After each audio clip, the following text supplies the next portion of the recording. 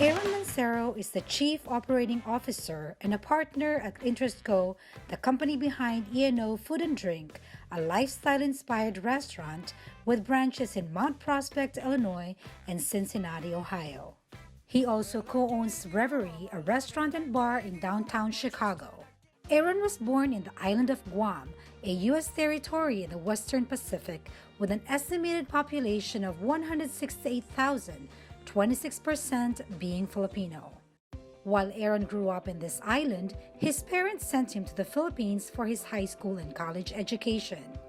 I went to LaSalle Green Hills in San Juan, and then went to De La Salle University in Taft Avenue. Once I graduated, received my collegiate degree, I moved back home to Guam and started doing things in what I majored in, which was in business management, and minored in finance. Wasn't a big fan, so I tried the hospitality business.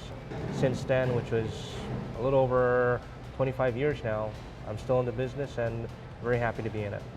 What attracted you to start a career in the hospitality business? Well, one, I love to eat, but I still try to take care of myself so then I'm not always eating or overeating, but I enjoy food. But more importantly, I enjoy people. In business management and finance, the intention was always to be dealing with customers or dealing with people. And obviously, Filipinos, we love throwing parties, or we love hosting parties, so I've always enjoyed being around people.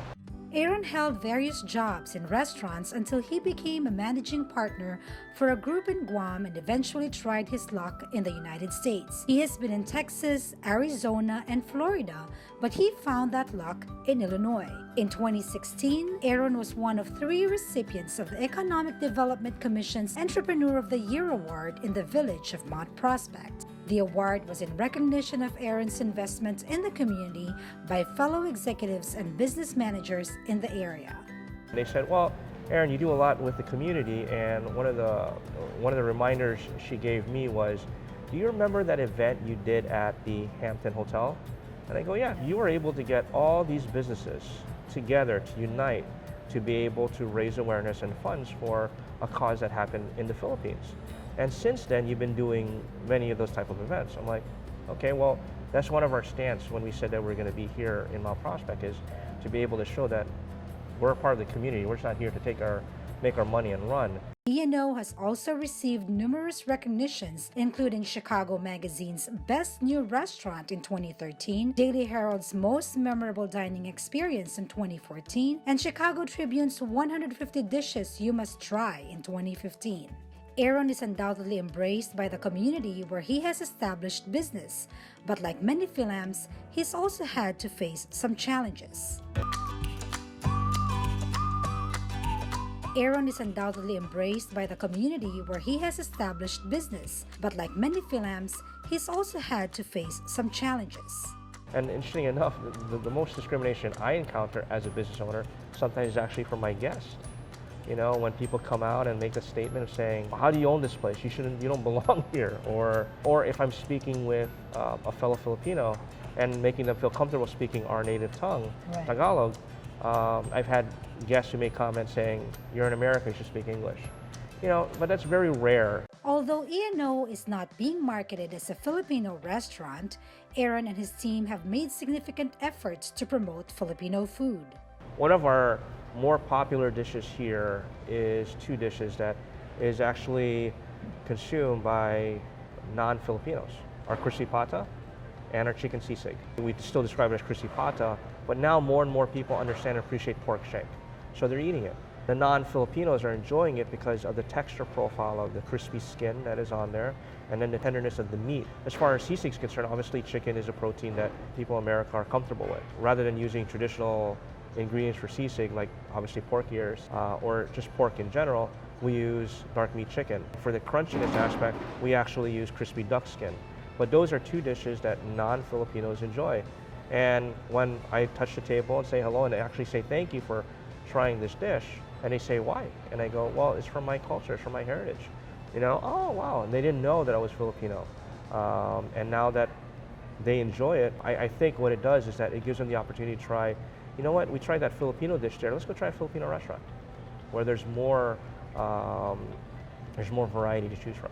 Making Filipino food accessible to mainstream America is a goal that Aeron shares with one of his business partners, Fil-Am chef Rodelio Aglibot, also known in the culinary world as the Food Buddha. He's been showcasing Filipino cuisines for years. I've read quite a few of articles written about him or things that he stated where they've always asked that question. So when do you think Filipino cuisine is going to get there? During his early years, he says it's going to be tough until Filipinos actually really support the movement and showcasing our cuisine to other non-Filipinos. But now with the world really being more of foodies, there's more foodies, now they go out and venture out in regards to what is Filipino cuisine. As long as we continue in that process, more and more people will be in tune of trying our cuisine. It'll get better. Now, as far as how big it will be, only time will tell. Do you ever get any feedback from Filipino customers where they say, this isn't Filipino food? More commonly, not that we do get the feedback from here or even when we did Sunday together, was that we didn't have a lot of Filipino dishes and they were hoping for more. But the more common thing that has gotten better over 10 years ago today is that we were too expensive. Some people would come in and be like, it's great, but I don't want to pay $19 for a crispy pata where I can go to a traditional mom and pop for $8. We need to get more and more Filipino Americans to understand that it may be very economical for mom and pop because they're using a different quality of product. They're also in a more economical venue where business owners like us, we survive and employ the amount of people that we do and present the food that we do is because obviously we need to be able to have to take care of all those expenses, all that overhead. Understand that it is a bit more of a value perspective of coming to us with a beautiful scene and a different quality of product to be able to enjoy our cuisine. Despite sale projections by the National Restaurant Association of nearly $800 billion in 2017, the statistics on failing restaurants is sobering. Aeron says there is no silver bullet for success in the restaurant business. But there is one obviously common denominator. One is always location, location, location. Two is to really be committed in regards to it and know what you're getting into. People go into the restaurant business, they think that it's easy, and when they get into it and they're not prepared, they're done, right? Surround yourself with people that are going to work harder than you. People are going to push you. People that are creative or innovative. In this day and age, especially in the United States, you're not going to sustain yourself if you're going to stay status quo. And to be successful in business, really your drive of being able to make it work, not to give up. What would you like to see more in the Filipino community? Them to be more supportive of each other. One of the challenges that I see, we as Filipinos professionally do an outstanding job from a trade aspect, from the medical field, and now the restaurant field or the hospitality field, education field. We do so well, but yet we don't support each other as much as other cultures do. Despite some challenges in the business and the Filipino community, Aeron continues to give back to his kababayans. I have a great wife and great kids who are very supportive. And one of the things is always, to try to give back when you can. It's good to receive the publicity. It helps. You can get it. But if you don't, I think that it doesn't take away with what to continue to do it, right? It doesn't hurt you not to do it. It actually makes you feel better when you do.